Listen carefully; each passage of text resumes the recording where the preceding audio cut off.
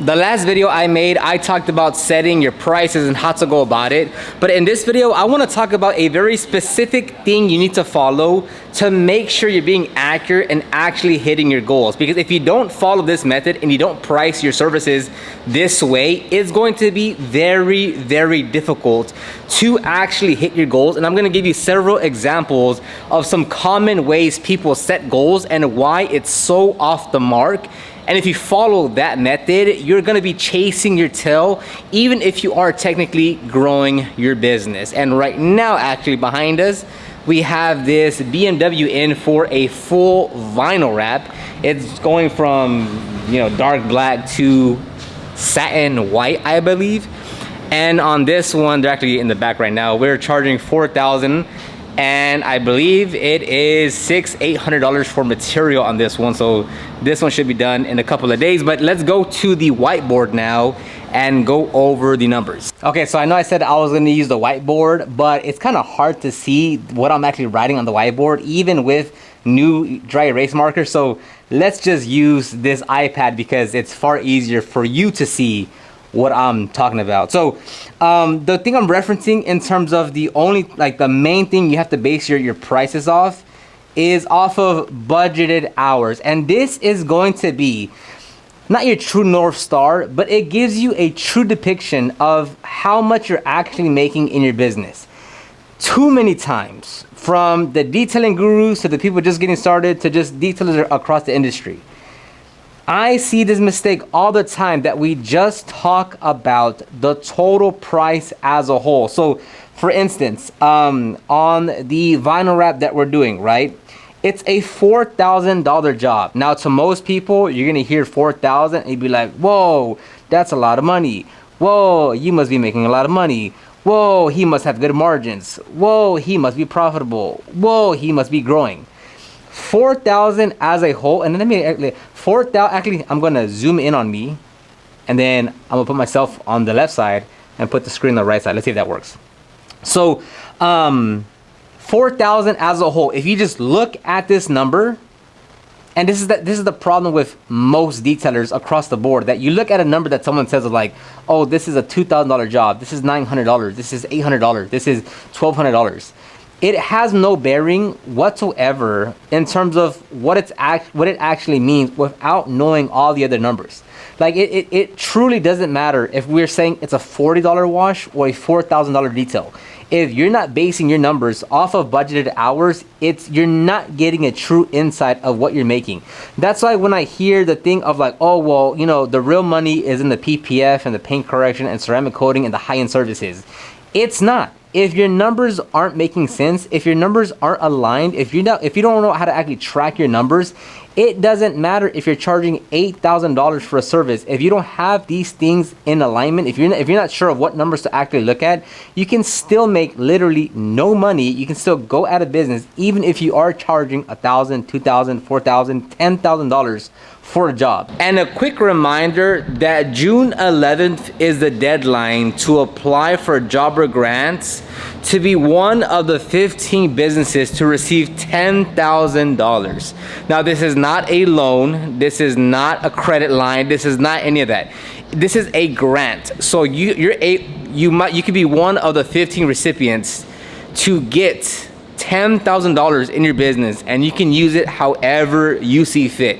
If you want to go attend detail training, if you want to go and pay off your van, if you want to go and spend money on ads, if you want to go and send your employee to go out and get trained, whatever you want to do with the money to grow your business, that's on you. So if you want to apply, click the link down below. Again, the deadline is June 11th, and I'm telling you, take advantage of this, because who could not take their business to the next level with $10,000? So now let's say off of this job, this $4,000 vinyl wrap, right? This is not all revenue that we're making. We're not making money off of all of this, right? You're saying, what? It's $4,000. No, in this specific job, when it comes to vinyl wrap, PPF, tint, and a little bit of ceramic coating, there is direct cost in terms of material to that job, okay? So in this regard, I think it was, if I'm not mistaken, I think it's $800 for material, okay? So we're gonna, and I know it's simple math, I just wanna actually show you the math so you see what I'm doing. So we're gonna take $4,000 minus 800 for material cost, and that's gonna give us $3,200. Now, this is the actual labor revenue that we have for this job, okay? Meaning this $4,000, when we look, like if we're looking at total revenue for the week, right? And we have, say, $6,000 on the schedule, right? We're not profiting off that full $6,000 with this example.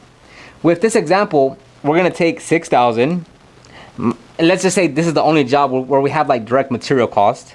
Because obviously you have your products, what have you, but you're not attributing that to like, you're not attributing that gallon to that specific job. It's as a total of supplies and such. But anyways, let's say 6,000 minus 800. So in reality, we actually have $5,200 of labor revenue on the schedule, right? So we're not accounting for that 800 because that's not labor revenue. That's just material costs that we took from the customer so we can pay for the material, right? So on this $3,200, right? Again, just a number in itself means nothing. It means nothing more than dirt, right? Because there's no substance behind it. So if we take this number, right? And if you say, let's say for your example, you're a vinyl wrap, a PPF, a tint installer, a detailer, and you're working at your home garage, you don't have a mobile van, you're doing this part-time, you don't have that many expenses, you don't have an employee, you don't have all these things. Like it's super bare bones, right? And let's say you want to make $50 an hour, right? So you're gonna divide this. So you're gonna take 3,200 divided by 50, and here's the real math behind it. You have 64 budgeted hours on the schedule to complete this job, right? If you finish it in 64 hours, you will in total make $50 an hour on the $3,200 of labor revenue. Right? And this is very important. If you're doing PPF, vinyl wrap, window tint to an extent, this is not all revenue. You have to only account for your numbers to see what you're actually making. It's only on the labor revenue, right? Because we only make money on the labor. We're not we're not landscaping, hardscaping, pest control, pool installation where, well, maybe not pest control, where there's direct material costs to that job site. Like if it's a 40,000 hardscaping job and we need an excavator and we need to get this amount of dirt and mulch and we need these types of plants and rocks and we need this whatever, we're not marking up all those things, right? Because for us, when we order the material, we don't have to warehouse it. We're not sending someone to go get it. We're not doing any of these things. We have our whatever brand we use, we order that material, it comes to us and we use it. We don't need to warehouse it. We don't need to do any of that. So we just charge the material cost alone, right? So on this one, if you want to make $50 an hour, that's $64 an hour. Now let's say you're moving fast, the installation process is actually a lot faster than you expected, and let's say now you actually finish that job in 40 hours, in 40 budgeted hours, meaning you came under budget, right? If you go over 64 hours, that's over budget, meaning every hour after you're making less and less money per hour. And if you come under budget, that means you're making more per hour. So let's say on that same $3,200 labor revenue that we have here, right? And instead you actually finish it in 40 budgeted hours. That means on this job, you actually made $80 an hour, right?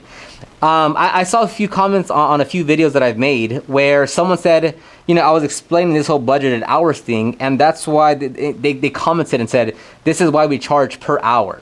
And the issue with that, with charging per hour, is you don't allow yourself for this to happen. If you say it's gonna take, like if you're charging per hour and it's $50 per hour and it takes you 10 hours to complete, you charge 500, right?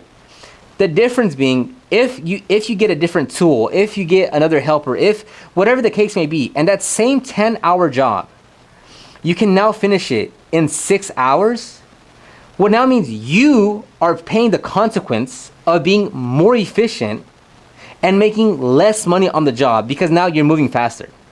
So in that regard, when you're charging per hour, it disincentivizes efficiency because you're only gonna make more if you take longer.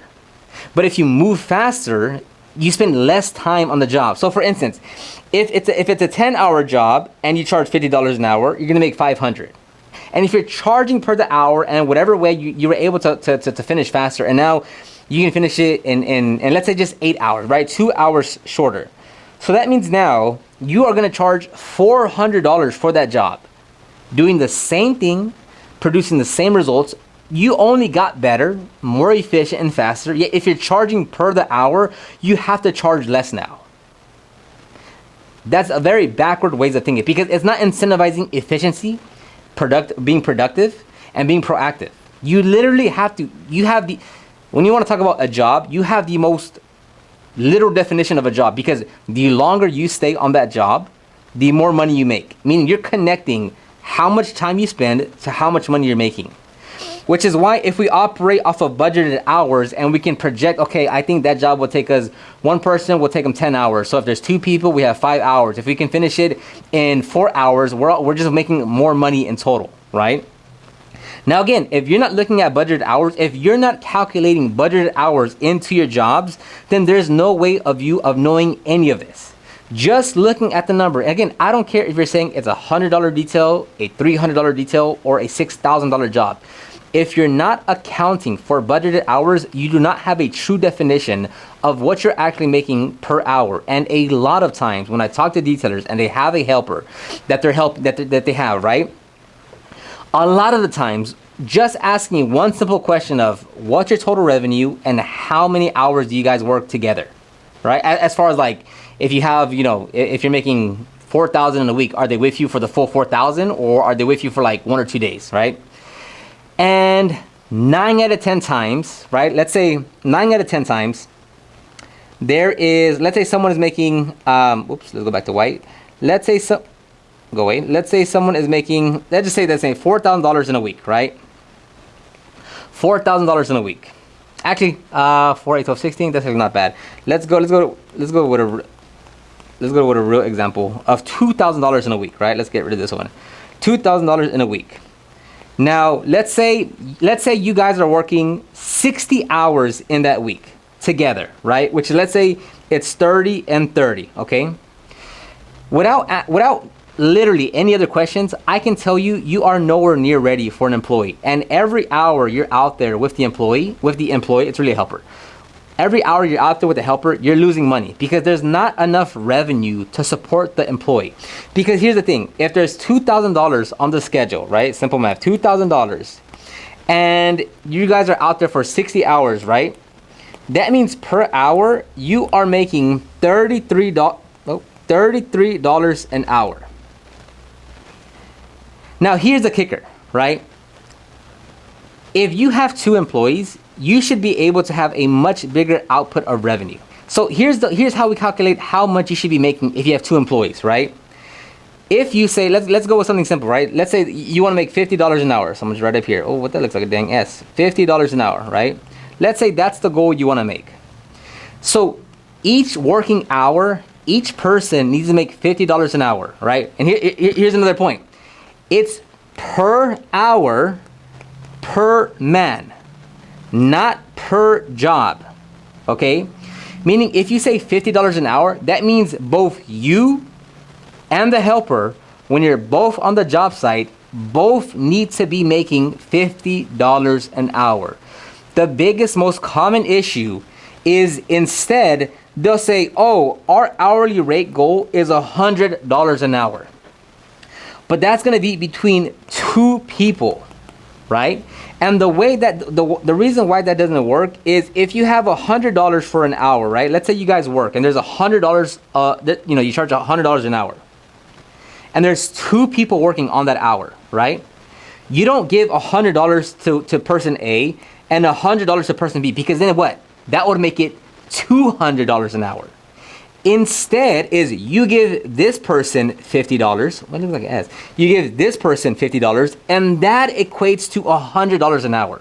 So when someone tells me, yes, our goal is to make $100 an hour, that means assuming everything else is correct in terms of efficiency, in terms of you hitting your numbers, in terms of you hitting your budget hours, that means you are actually making $50 per man per hour. You don't look at it in terms of per job. You don't say, oh, if we want to make, if we want to make $60 an hour, I'm gonna charge $120 an hour. That's not the way to look at it. It's per man per hour. So the mistake here, if we go back to the person that's not ready for an employee, if you want to make $50 an hour and both of you are out there working 30 hours a week, let's say. So very simple. Let's do 30 times $50 an hour, and that gives us $1,500. So each person should be able to generate $1,500 in revenue. That means realistically, you should be making $3,000 a week with two people. Now again, this number can greatly change based on your hourly rate goal, right? Because if you've been telling yourself, oh, like we actually want to make $80 an hour, right? Well then let's take that 60, multiply that by $80 an hour, and now we're at $4,800 for the week. Still working 60 hours in total, or 30 hours per week, we should be able to produce $4,800 in revenue versus the $2,000 a week that we're doing right now, working 60 hours a week. And these aren't like exact numbers, but these are basically real scenarios that I see with detailers that I talk to. This is what they're doing. So the issue is, if you're not using budgeted hours, you don't have a true representation of what you're making in your business. So now let's just do some examples. Let's say it's a $150 detail, a $700 detail, and then a $2,100 detail, okay? So just looking at the number as a whole doesn't give you any context. You don't know if you're trending good or bad with those numbers, right? So let's say your hourly rate goal that you want to hit per man, per person, all right, is $75 an hour, okay? That's what you want to make on every job. That's why, like, again, when I hear people say, oh, well, that's why I want to do the high-end work because the real money is there. No, it's not. You can still go out of business. You can still have no profit if you're not looking at your numbers accurately, right? And so let's just say these are all details, right? So there's no material in terms of like ceramic coating or film, or let's just say it's all just revenue, labor revenue, right? If you want to make $75 an hour at 150, all you do is take 150 divided by 75, and you have 2 budgeted hours to complete that job, right? So for the $700 job, you're going to divide that by 75, and you are going to get 9.3 budgeted hours to complete that job. Now, here's the thing. Whether you're working with 1 people, 2 people, or 3 people, you still only get the same amount of budgeted hours. So if you're working by yourself, it's going to take you 2 hours to complete that job, right? If you're working if you're working with 2 people on that job, right, you're going to divide 2 divided by 2.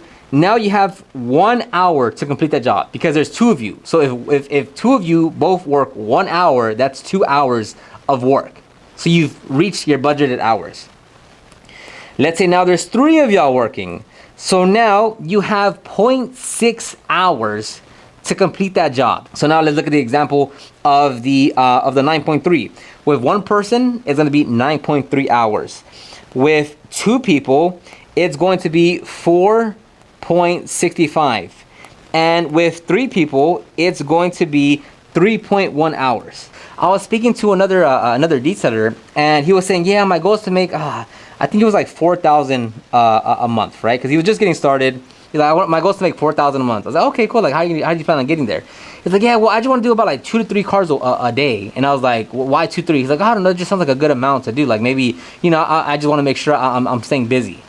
And again, I asked him, like, do you have like an hourly rate goal you're trying to go after? He's like, no, I just want to make sure I have cars on the schedule. And again, you have no type of baseline or understanding of whether you're trending forward or backwards or up and down if you're not looking at budgeted hours and you're only strictly looking at the price and the number of cars that you're doing. Like, whether you do 1 car or 7 cars, there's no context behind that. You get no information. There's nothing to do if you're saying, oh, I did 7 cars a day. And if you're making $15 an hour, what does it matter? And you can do one car and make $100 an hour, right? That's why you have to plug in all these numbers. So I forget the exact number he was, but let's say I was like, hey man, like based on where you are, your area, I think a fair amount based on where you are, you could go for $50 an hour, I think it was, right? So then we broke that down. Okay, so now let's divide $4,000 divided by 50, right? That means for the month to hit your goal, you need 80 budgeted hours of work at $50 an hour, which means per week you need to do 20 budgeted hours of work, right? Now we have an exact number that we're aiming for. If you want to hit $4,000 a month at $50 an hour, that's 80 hours of work you need on the schedule, which is 20 hours roughly per week. Now we have a better baseline of what we're going after. Now we have actual numbers to look at to say, are we going in the right direction? The way he was thinking about it, he was just looking at, oh, I want cars on the schedule and maybe I could charge $50, $100 here, $75 there. That's why when again, going back to the same example, when people say, oh, I want to focus on the high-end work because the money's there. It doesn't matter if we're doing engine details, headlight restoration. I mean, it does matter, but in this regard, I'm saying it doesn't. It doesn't matter if we're doing a headlight restoration, engine detail, interior detail, a wash and wax, a maintenance detail. It doesn't matter. If we have 80 budgeted hours of work on the schedule for the month, and we're charging that at $50 an hour, we are hitting our goals. I don't care if you're doing a maintenance detail. I don't care if it's paint correction. I don't care if it's an interior detail. I don't care if it's an express wash. Like, the service itself does not matter. If you have 80 budgeted hours of work on the schedule, and you're charging $50 an hour on that job, if you hit those two things, you hit your goal. That's the importance of knowing the budgeted hours. That's why I kind of like all the people that say like, oh, I don't do the small work because there's no money in the small work. Oh, really? Why do you think it's very common? Not that it's like frequent or like the norm, but why is it more common for or lawn care companies that mow grass, that do cleanups, right?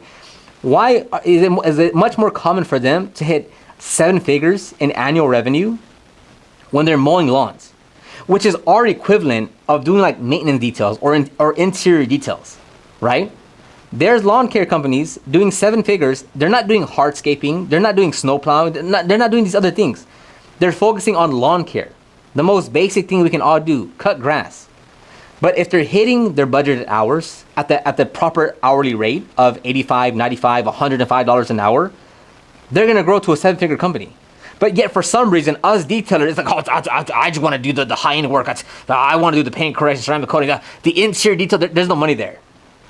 There's money everywhere if all the numbers make sense. Like we charge $125 for an engine detail. On average, if you just average them out, it takes us around 30 minutes to complete that job, right? So if we look at that, what am I doing? What the heck is that? 125 times 2, right? Yeah, simple math. So if we do 2 of those in 1 week, we make $250, right? And in total, if we average it out, it takes us 30 minutes per job, right? So if we divide that by an hour, which is gonna, simple math, I want to do the calculator, that means on engine details, we are making $250 an hour on engine details.